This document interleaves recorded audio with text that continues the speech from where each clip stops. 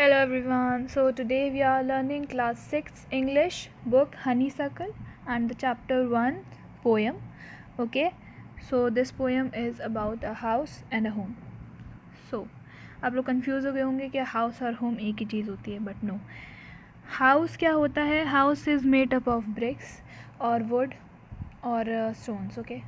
अब वहाँ पे कोई भी नहीं रह रहा है तो उसको हम क्या कहेंगे? मकान कहेंगे. लेकिन हमारा घर कब बनता है? जब हम लोग हमारी फैमिली के साथ वहाँ पे रहते हैं विदाउट एनी सेल्फिश रीज़न, और हम हमारी फैमिली के साथ हमारे जो लाइफ के सैड पार्ट्स होते हैं वो हम फैमिली के साथ शेयर करते हैं. हमारी जो हैप्पीनेस है वो हम हमारी फैमिली के साथ शेयर करते हैं. जो अनफॉर्चुनेट या फिर मिसफॉर्चुनेट जो मोमेंट्स हैं हमारी फैमिली के साथ वो हम शेयर करते हैं. जैसे कि आप लोग रहते हो एक घर के अंदर. आप लोग का घर कौन बनाता है? आप लोग जिस घर के अंदर रह रहे हो तो आप लोग ही उस घर का, उस हाउस को एक घर बनाते हो, उस मकान को एक घर बनाते हो. हाउस के अंदर क्या होता है? मकान के अंदर क्या होता है? वो तो एक सिर्फ खोखला सा चीज़ होती है. लेकिन उसके अंदर जाकर जब हम अपनी फैमिली के साथ रहते हैं, स्टे करते हैं और हमारी फैमिली के साथ बिल्कुल अनसेल्फिशनेसली रहते हैं. ओके. और हर चीज़ हम अपनी फैमिली के केयर करते हैं और उन इमोशंस को मिलकर कौन बनता है? हमारा एक घर बनता है, होम बनता है. तो हाउस मतलब क्या हो गया है यहाँ पे? मकान, जिसके अंदर कोई इमोशन नहीं है, कोई भी नहीं रह रहा है. लेकिन अब हम घर किस तरीके से बनाते हैं? उसके अंदर से इमोशंस, हमारे इमोशंस, हैप्पीनेस, सैडनेस, एक्साइटमेंट, सारी चीज़ों को फिल कर इमोशंस बनाते हैं. ओके. तो इस पोएम के अंदर हम इसी बारे में पढ़ेंगे. ओके. सो ये पोएम सबसे पहले हम देखेंगे कि पोएट कौन है और इस पोएम का. तो the poet of this poem is Loraine M Halli. ये एक बहुत ही अच्छी राइटर हैं. ओके. ये पोएम्स लिखती हैं. So let's just read about our writer and who is she. Okay. So हमारी जो पोएट हैं, जो हमारी राइटर हैं, वो हैं लॉरेन मार्था हाली, जो कि एक अमेरिकन पोएट हैं, जो कि पैदा हुई थी. कब पैदा हुई थी? She was born in December 1921 in Saint Peter Minnesota USA. तो ठीक है. लॉरेन मार्था हाली जो है वो एक अमेरिकन पोएट है. मतलब अमेरिकन पोएट मतलब वो कहाँ से बिलोंग करती हैं? वो अमेरिका से बिलोंग करती हैं. ओके. और वो कब पैदा हुई थी? वो दिसंबर 8 1921 में पैदा हुई थी. कहाँ पैदा हुई थी? सेंट पीटर मिनेसोटा USA में वो पैदा हुई थी.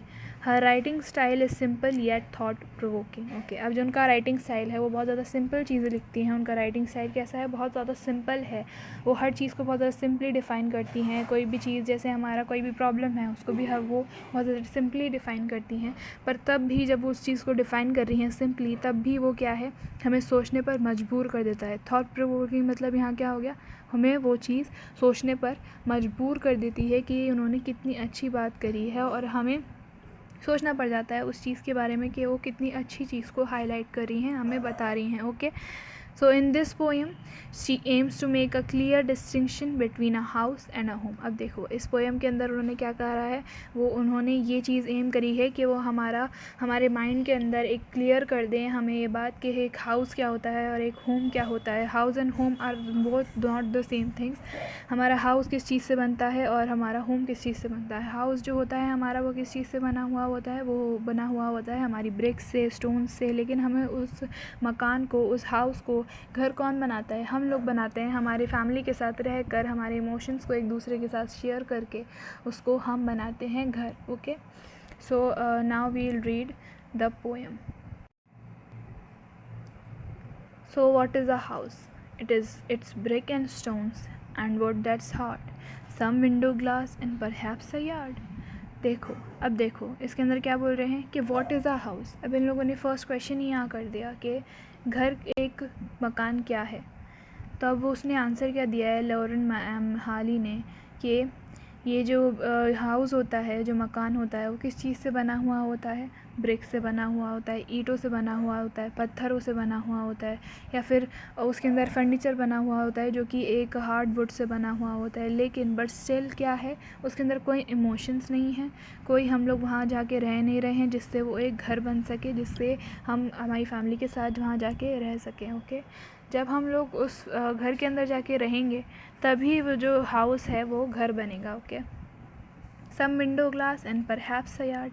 अब देखो यहाँ पे लिखा हुआ है कि सम विंडो ग्लास। अब यहाँ पे देखो कई बार हमारे घरों के अंदर खिड़कियाँ वगैरह भी होती हैं, राइट, लेकिन हमारा तो घर है, कैसे है, क्यों, क्योंकि वहाँ पे हम रह रहे हैं। लेकिन एक हाउस क्या है, जो कि बन के तैयार हुआ है, जिसके अंदर कुछ वो बन के तैयार हुआ है, ब्रिक्स से तैयार हुआ है, वो बन के, वो वुड से तैयार हुआ, वुड के फर्नीचर है, उसके अंदर विंडोज़ हैं और स्टोन है, राइट, और कुछ विंडो ग्लासेस हैं, और परहैप्स अ यार्ड। अब देखो यार्ड क्या होता है, यहाँ पे इसका दो मतलब है, okay.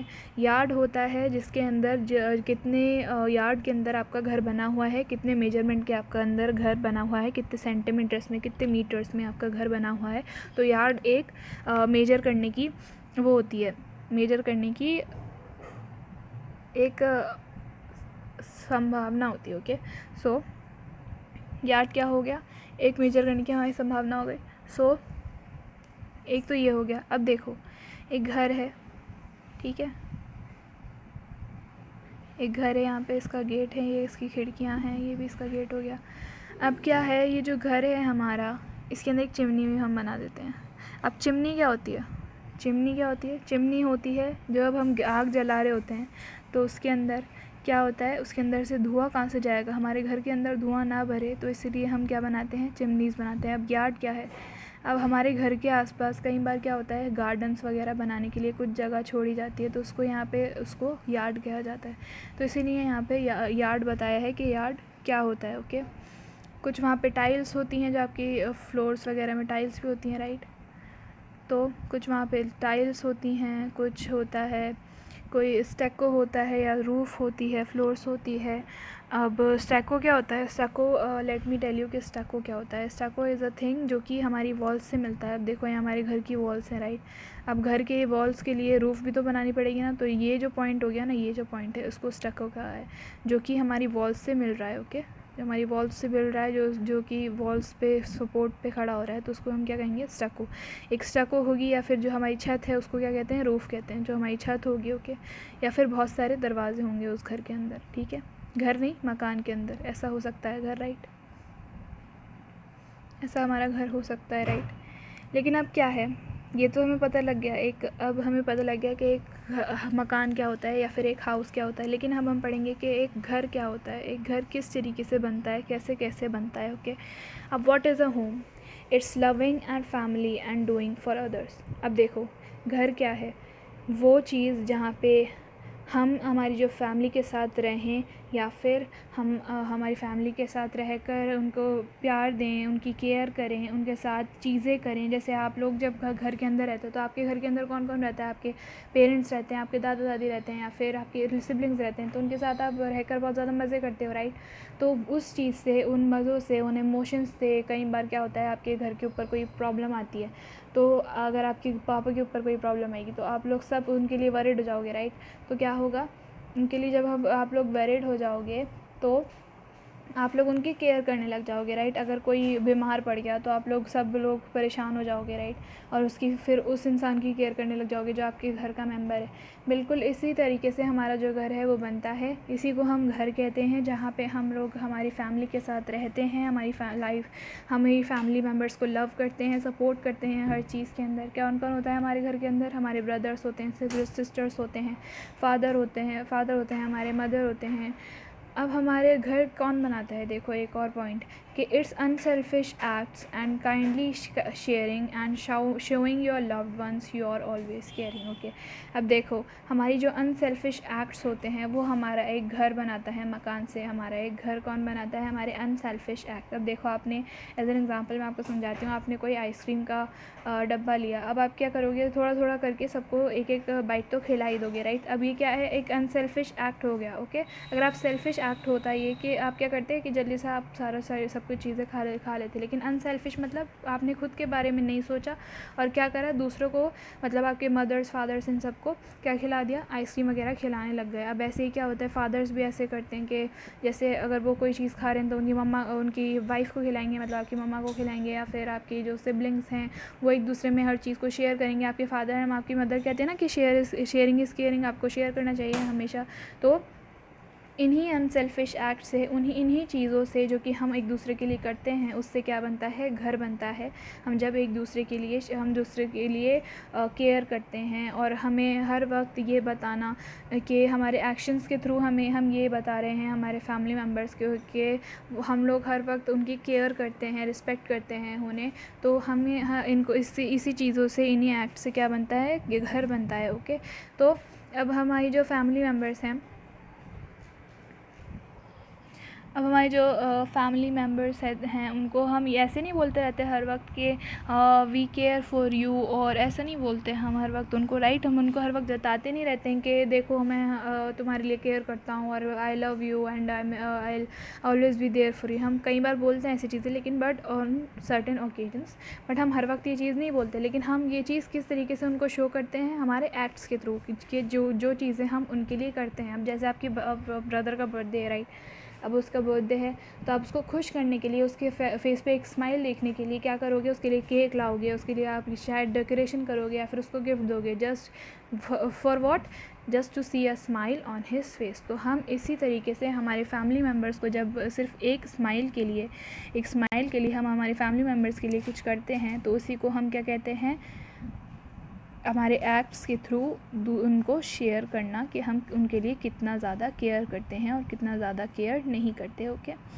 So this is a very short poem, पर ये कितनी बड़ी बात उन्होंने समझा दी, लॉरेन एम हॉली ने, कि हमारा जो घर, हमारा जो मकान है, वो कैसे हम उसको घर के रूप में तब्दील करते हैं, बदलते हैं। Okay, so let's just do a rhyming scheme of this chapter. कि हम राइमिंग स्कीम में क्या होता है कि हम देखते हैं हमारे राइमिंग स्कीम में हम क्या देखते हैं, हम लोग देखते हैं हमारे पोएम के स्टैंजास को। तो this is the first stanza, okay, and this is the second stanza, right.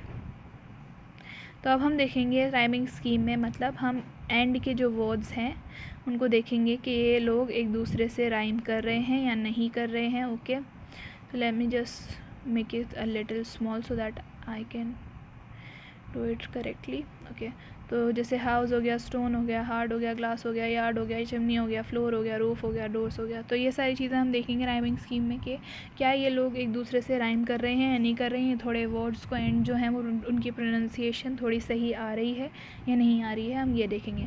अब देखो राइमिंग स्कीम किस तरीके से करते हैं। अब देखो हाउस है और उसके नीचे है स्टोन, तो ये क्या हो गया, हाउस के तरीके का कोई सा भी ऐसा वर्ड नहीं है जो कि साउंड कर रहा है, तो हम इसको क्या नाम दे देंगे, हम दे देंगे इसको ए। देन स्टोन है तो हम इसको क्या कह देंगे, इसको हम कर देंगे बी, ठीक है। फर्स्ट स्टैंजा की राइमिंग स्कीम है ये। अब स्टोन की तरह कोई भी चीज़ वो भी नहीं कर रही राइम, तो हम इसको क्या दे देंगे, बी। अब हार्ड है, अब हार्ड की जैसा क्या राइम कर रहा है, यार्ड, तो इसको तो हमने सी दे ही दिया, ठीक है। पहले हम इसको सी दे देंगे इसको, क्योंकि ग्लास इससे हार्ड से राइम नहीं कर रहा। फिर हम देखेंगे कि ग्लास को हम क्या बना देंगे, डी। अब देखेंगे हम अब हार्ड और यार्ड जो है वो राइम कर रहे हैं, राइट। तो हम ये जो यार्ड है ना, इसको हम सी बना देंगे, ठीक है। अब ये चिमनीज़ है, तो चिमनीज़ जो है यहाँ पे वो क्या है, एक राइमिंग वर्ड है किसी चीज़ से, या राइम कर रहा है नहीं कर रहा, तो हम इसको क्या बना देंगे, हम इसको बना देंगे let me see, house hard, floors hard, glass yard, floors. Okay, तो हम इसको बना देंगे, हम यहाँ तक कर लेते हैं। इस वाले स्टैंडा को बना देते हैं, हम इसको क्या बना देते हैं, हम एक स्टैंडा बना देते हैं। ओके, तो ये 4 लाइन का स्टैंडा हो गया। तो इस स्टैंडा की राइमिंग स्कीम क्या हो गई, A B C D C. Okay, इस स्टैंजा की राइमिंग स्कीम क्या हो गई, ए बी सी डी सी, ऐसे कर देते हैं हम राइमिंग स्कीम। तो अब हम देखते हैं हमारे सेकंड, हम इसको हम बना देंगे second stanza. Okay, so let me just make it a second stanza real quickly। ये हो गया हमारा सेकंड स्टैंजा। अब इस सेकंड स्टैंजा में देखेंगे हम इसकी राइमिंग स्कीम क्या है। चिमनीज़ है तो हम इसको दे देंगे ए, फ्लोर्स है तो हम इसको दे देंगे बी, रूफ़ है तो हम इसको दे देंगे सी, और डोर्स है, तो फ्लोर्स और डोर्स जो है वो राइम कर रहा है, राइट, फ्लोर्स एंड डोर्स, तो हम इसको क्या दे देंगे बी। तो इस वाले स्टैंजा की राइमिंग स्कीम क्या हो गई, A B C and B. Okay, so now we will move on to the next stanza. इसकी राइमिंग स्कीम हम देखेंगे क्या है। इसकी rhyming scheme, home, family, others, sisters. अब देखो इसके अंदर कोई भी चीज़ मैच नहीं कर रही। होम से फैमिली ना तो मैच कर रहा, तो ये क्या हो गया, A then B then C then D. तो इसकी क्या हो गई rhyming scheme, A B C और डी इस वाले स्टैंजा की। Okay, so now we will see the next stanza, that is it's brothers and sisters and unselfish acts. Okay, तो हम यहाँ देख लेते हैं कि किस तरीके से यहाँ पे राइम कर रही हैं चीज़ें। तो यहाँ पे मदर्स आ गया, एक्ट्स आ गया, शेयरिंग आ गया। Okay, let me just erase that. Acts आ गया, शेयरिंग आ गया, लव्ड वंस आ गया, केयरिंग आ गया। ओके, तो यहाँ पे क्या हुआ, ए then B then C then D, क्योंकि यहाँ पे कुछ भी राइम नहीं कर रहा है, लेकिन यहाँ पे क्या कर रहा है, शेयरिंग से केयरिंग राइम कर रहा है, राइट। तो हम इसको क्या दे देंगे, बी दे देंगे। तो इसकी इस वाले स्टैंजा की राइमिंग स्कीम क्या हो गई, A B C D and सी।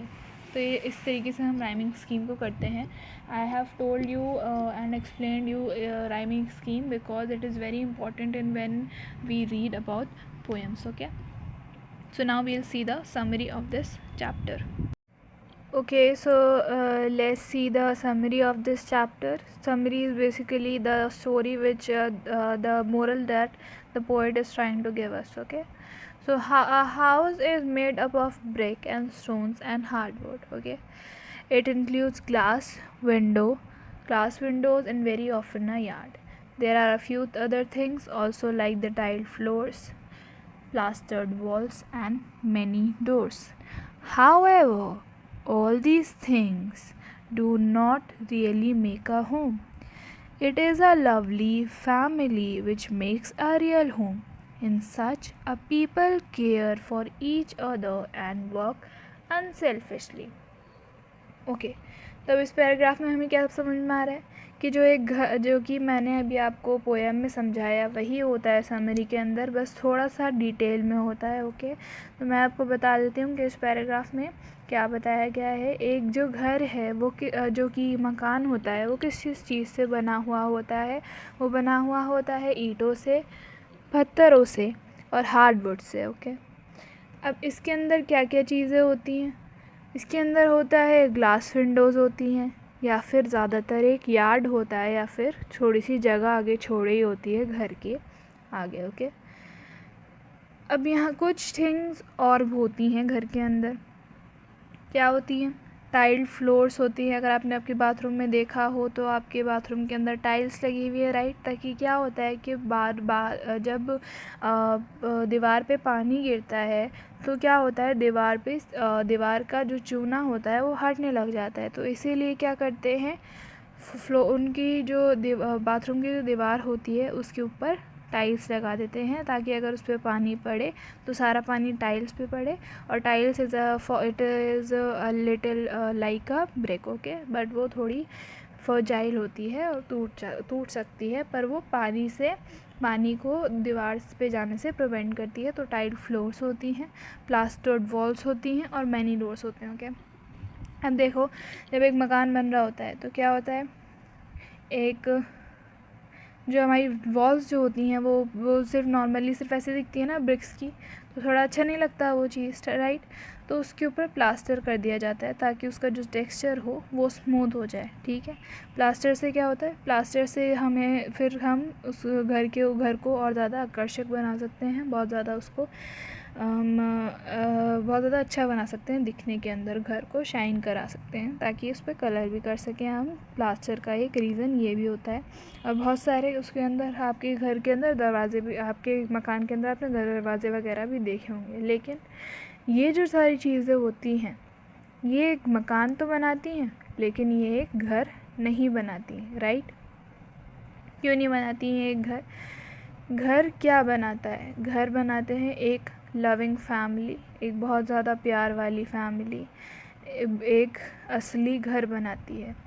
ऐसी फैमिली जिसके अंदर ऐसे लोग रहते हैं जो कि एक दूसरे की बहुत ज़्यादा केयर करते हैं, उनका ध्यान रखते हैं एक दूसरे का, और वो एक दूसरे के लिए अनसेल्फिशली काम करते हैं। ओके, ऐसे नहीं है कि आप अपने फादर को अगर पानी पिला रहे हो तो आपके जो फादर हैं वो आपको उस पानी पिलाने के बदले में कुछ देंगे, पैसे देंगे। No, we do our acts for in the love of our people. Okay, जो हमारे फादर हैं वो हमें प्रोवाइड करते हैं, राइट। आपके जो फादर हैं वो हमें कैसे प्रोवाइड करते हैं, हमें वो लेकर क्या क्या चीज़ें देते हैं, हमें हर चीज़ जो जो हमें नेसेसिटी होती है उसके लिए हम वो हमारे लिए वर्क करती हैं। ऐसा तो नहीं है कि अगर वो आपको खाना खिला रहे हैं तो आपसे पैसे ले रहे हैं, नहीं, राइट। तो आपके जो फादर हैं वो आपके लिए अनसेल्फिशली काम कर रहे हैं, खुद से हट कर काम कर रहे हैं आपके लिए। ओके, अब now let's see, home means love and family.